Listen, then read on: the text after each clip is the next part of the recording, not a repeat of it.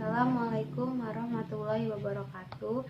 Saya Julia Anggraini dari kelas E Prodi Ekonomi Syariah akan menjelaskan tentang Asbabun Nuzul surah An-Nahl ayat 8 yang berbunyi A'udzubillahi minasyaitonirrajim.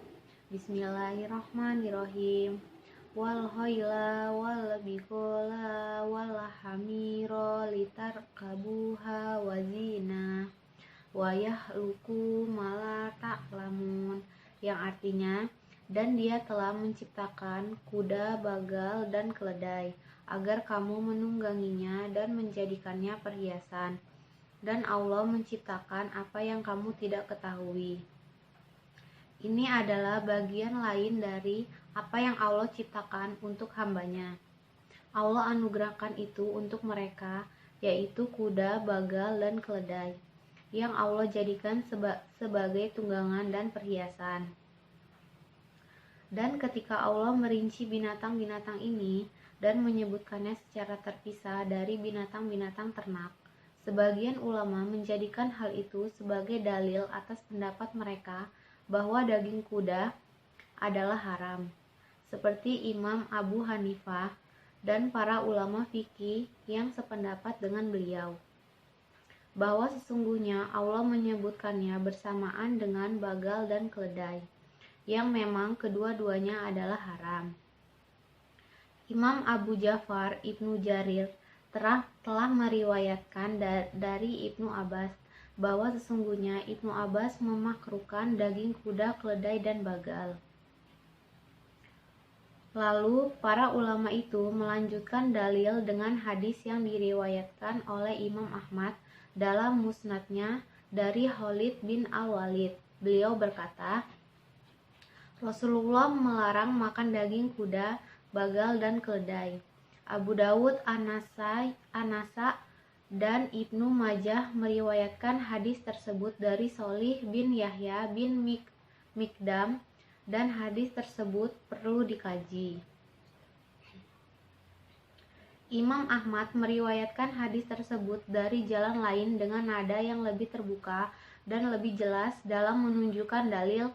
Lalu beliau berkata, dari Mikdam bin Yakrab berkata, kami telah melakukan peperangan bersama Khalid bin Al-Walid di negeri As-Sahifah. Lalu sahabat-sahabat kami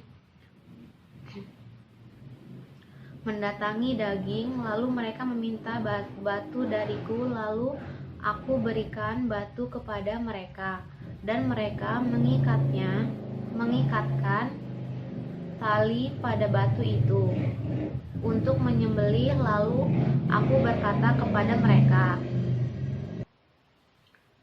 tetaplah kalian di tempat kalian, sehingga aku menemui Khalid untuk bertanya kepadanya.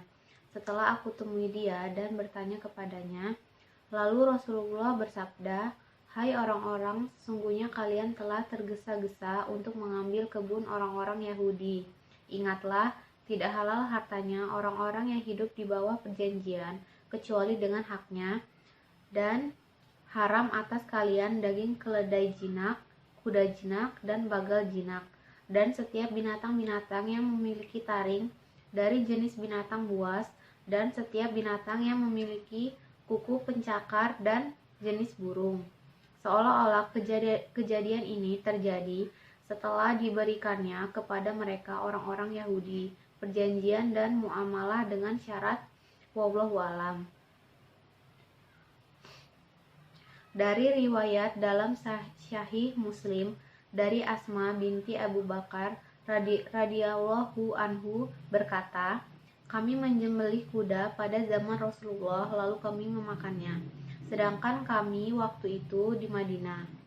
Hadis-hadis ini merupakan dalil yang lebih jelas, lebih kuat, dan lebih tetap.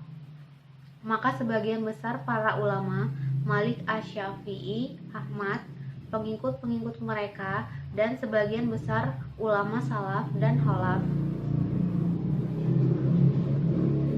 nas atau ayat di atas menunjukkan dalil atas diperbolehkannya menunggang binatang-binatang tersebut. Rasulullah pernah dihadiahi seekor bagal dan waktu itu Rasulullah menungganginya, sedangkan beliau melarang perkawinan keledai atas kuda agar keturunan tidak putus. Sekian, wassalamualaikum warahmatullahi wabarakatuh.